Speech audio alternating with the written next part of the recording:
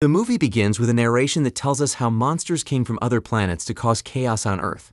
According to the narration, some of the monsters are not actually bad, but just misunderstood by the humans. A hero who calls himself the Ultraman came from nowhere to defend the people from these monsters.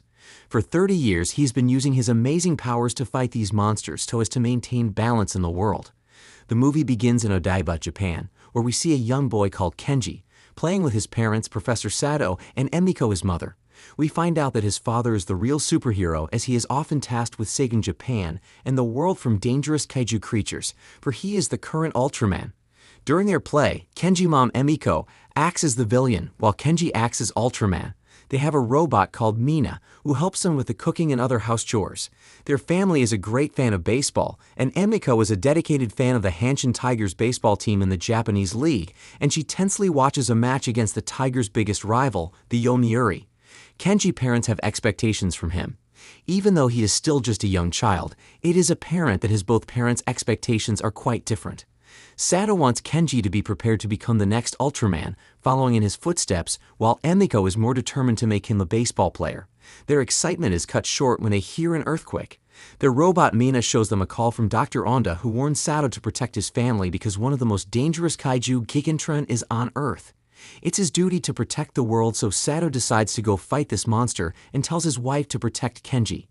Kenji begs his dad not to go, but his dad promises to be back. Sato immediately transforms into Ultraman and goes to fight Gigantron. 20 years later, Kenji is all grown up, but unfortunately, his mom is no more. He traveled with his mom to America, where he joined the baseball team called the Tiger, and he became their best player, which made him really famous. After gaining immense popularity in the American baseball, Kenji has finally returned to Japan with a reason of joining a Japanese baseball team called the Yomiuri Giants. But Kenji's return also has a second purpose. His dad is now old, and it's his responsibility to replace his dad as the next Ultraman. His fans in Japan have so many questions for him, so he attends a press conference where he answers all questions, but gets so angry when a reporter called Amy asks about the death of his mother. Just as he storms out, he receives an alert from his watch concerning a kaiju attack. He fights the kaiju called Naranga, who beats the crap out of him. Kenji is holding back because the people wants him to take down the monster with little collateral damage as possible, but Kenji does not have any idea how to do so. He couldn't hold back anymore and unleashes his powers to land a very powerful punch on the creature. Just during the battle, the Kaiju Defense Force agency captures the monster. They warn Ultraman not to fight Kaijus anymore because he is not an authorized government agent. If he does so again, they will place him into custody. Kenji notices his suit battery is low, and whenever that happens, he loses his powers for the moment. To avoid anyone to find out his identity, he quickly flies to an isolated place in the city where he changes back to his normal self. He sees that the Kaiju Defense Agency can't capture Naranga, but he is fed up on helping people who doesn't appreciate him and decides to go back to his normal life. His dad calls him and begs him to go back because it's his responsibility as Ultraman, but Kenji blocks his dad and decides to focus on the only thing that makes him smile, which is baseball. The scene suddenly takes us to the Kaiju Defense headquarters, where their chief, Dr. Onda, calls a meeting. He talks about how each of them have lost family and friends from the devastation caused by the horrible kaiju attacks, but that is going to come to an end. There is a very powerful weapon under production, which will eliminate all kaijus from their planet. The scene changes to show as Dr. Onda men, who are bringing a case which they will use to complete the weapon, but a kaiju, Gigantron, comes out from nowhere and attacks his men in possession of the case. Kenji trains for his upcoming baseball game, but he feels pain in his right arm. His robot Mina informs him that his right hand has been dislocated from the battle, which makes him wonder how this unappreciative people are worth losing his arm for. He decides to quit from being the Ultraman and leaves that duty for the Kaiju Force Agency. He starts his first Japanese game, but wasn't able to hit the ball right because of the injury in his right hand. He then tries something that has never been done in the history of baseball. He decides to use his left hand to hit the ball, and he gets it right, making the whole of the stadium to chant his name. His father watches the game happily, but his whole mood changes when he receives an alert on a kaiju attack. The attack reaches the stadium, which leads to everyone running for safety. But we notice Gigantron isn't attacking anyone, but it came to take back what belongs to him, which was the case stolen by the Kaiju Defense Agency. Kenji, who doesn't understand the whole situation, changes to Ultraman and attacks the kaiju who poses threat to everyone. The Gigantron in retaliation fights back with his atomic breath. Back to the Kaiju Defense Agency, Dr. Onda orders the agency to scramble all jets, kill Gigantron, and take back the case from it.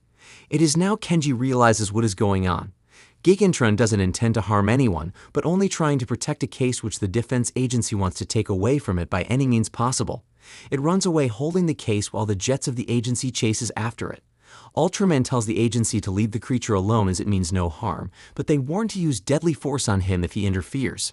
Ultraman decides to try and convince the creature to let go of whatever thing he is holding so the agents might leave it alone, but it doesn't listen. According to Dr. Onda orders, they fire hundreds of missiles at the Gigantron, but Ultraman uses his shield to protect it. Unfortunately, the damage has already been done. The missile brutally injures the Gigantron, and it died in few minutes. Ultraman takes the case to know why the creature is trying to protect it from the agency. He opens the case only to realize it's an egg of the Gigantron. The egg hatches the very moment he touches it, and a cute baby of the Gigantron comes out from it. Observing the agency is in search for the baby, Ultraman travels back to his basement underwater with the baby to keep it safe. After bringing the baby kaiju safe to his place, something weird starts to happen as the baby kaiju continuously licks his chest. His robot Mina tells him that what it means is, the baby kaiju thinks Kenji is her mother. Kenji panics as he is not ready for this kind of responsibility. He has a life, a title to win, but now he is babysitting a giant pink lizard thing. To avoid this kind of responsibility, Kenji wants to take the creature to Kaiju Island, but Mina tells him that the Kaiju Island is nowhere to be found. His Ultraman suit battery runs low, and he changes back to his human form. The baby kaiju who doesn't recognize him anymore begins to cry. Mina tells Kenji it's because she is scared of him as it's only his Ultraman form she knows. According to his request, Mina uses their biggest containment pod to hold the creature. Dr. Onda and his men arrives at the corpse of the Gigantron to discover that its egg has already hatched. He tells his men to find the baby and bring it back to him alive. Kenji Dad pays him a visit, but Kenji is not happy to see him. We find out that when Kenji was little, his parents got divorced because Emiko, his mother, wasn't able to put up with the pressures of her superhero husband any longer. It was the couple's decision to separate for the sake of their son, who never quite understood the reason for this separation. Kenji hates his dad because he believes his father had abandoned him and his mother for the sake of being a superhero. The baby kaiju is still scared of him, so Kenji comes up with an idea. He transforms into Ultraman and his human form about 5 times, just to prove to the creature that he is the same person, and this actually worked, as the creature stops to cry. He hears the stomach of the kaiju grumbling. Mina tells him the creature must be really hungry. According to his wishes, Mina brings some nice human meal for the creature to eat, but the food irritates the creature.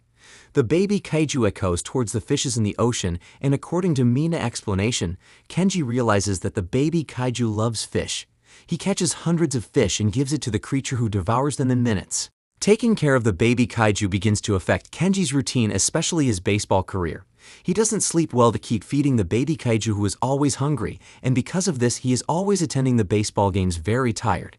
Due to this, he wasn't performing well in the games anymore, and he did not only lose a lot of fans, but his coach is preparing to transfer him to another team. Kenji is angry and frustrated. He contacts a reporter he knows very well due to the sensitive questions she normally asks him in his press conferences. Kenji knows she has 2 kids, so he wants to know how she balances everything in her life. Taking care of her kids and same time doing her job so well. The reporter decides to give him a clue on how to balance everything, but in exchange, he must fix an interview between them where he must answer all her questions.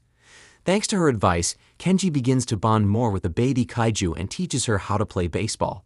To fulfill a part of his deal, he goes to attend the interview with a reporter and tells Mina to take care of the baby while he's gone.